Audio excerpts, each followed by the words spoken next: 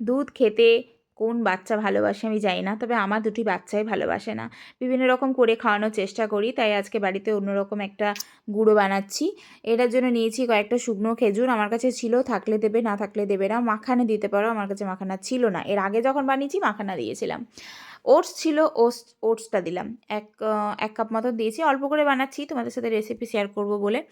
ওটসটাকেও dry roast করে নিলাম, খেজুরটাকেও dry roast করে নিলাম, আমন্ডস, কাজু, তোমাদের কাছে আখরোট যা থাকবে সমস্ত রকম ড্রাই ফ্রুটস দিয়ে, একটু এলাচ দিলে ভালো হয়, আমি একটু এলাচ দিয়েছি যাতে ফ্লেভারটা ভালো আসে।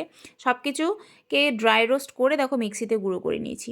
গুঁড়ো করে নেওয়ার পর এর মধ্যে একটু আমুল দুধ, খেতে ভালো লাগবে, আর দিলাম একটু কোকো পাউডার, চকলেটি ভাব আসবে। ব্যাস, এটাকে রেডি করে রেখে দাও, আরামসে 2-3 মাস থেকে যায় যদি বেশি করে বানাতে চাও।